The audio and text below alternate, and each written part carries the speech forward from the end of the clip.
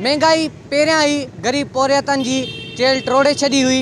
वेतर petrol ऐं diesel जे अघनि में वाह थियण सबबि हितां जा जेके गरीब पौरियत आहिनि उहे ॾुखियाईनि खे मुंहुं ॾेई रहिया आहिनि। असां हिन वक़्तु मौजूदु आहियूं पेट्रोल पंप ते, जिते कुझु असां सां शहरी मौजूदु आहिनि। उन्हनि सां ॻाल्हि ॿोल कंदासीं उन्हनि जो छा चवणु आहे। पेट्रोल महांगो थियो हाणे असां काॾे वञूं? गरीब माण्हू साईं पेट्रोल पहले हूंदो 80 रुपये हूंदो लीटर, हाणे 110 रुपये थी वियो आहे। असां काॾे वञूं? त पाण सोचो रोज़ी कंदा आहियूं, जेको आहे सवारी वारा जेको आहे हुते चढ़ी था चवंदा 50 रुपये वठो, हूंदो 100 रुपये। पेट्रोल जी उन्हनि खे ख़बर न आहे जे एॾो पेट्रोल महांगो आहे। हाँ, उहे असांजी मजबूरी न आहिनि सम्झंदा।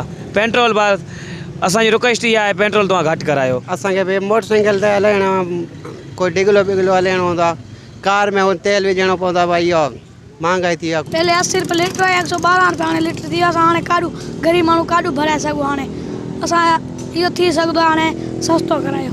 तव्हां हितां जे शहरियुनि जूं ॻाल्हियूं ॿुधियूं, उन्हनि जो चवणु आहे त पेट्रोल जी शयुनि में वाह थींदे ई असीं सख़्तु मुश्किलातुनि खे मुंहुं ॾेई रहिया आहियूं। उन्हनि वधीक मुतालबो कयो त पेट्रोल ऐं डीज़ल जे अघ में जेको आहे घटिताई कई वञे। कैमरामैन टीम सां गॾु अबूबकर चन्ना, अवामी आवाज़ टीवी, बरचूंडी शरीफ। विज़िट कयो अवामी आवाज़ मीडिया ग्रुप जी वेबसाइट awamiawaz.pk।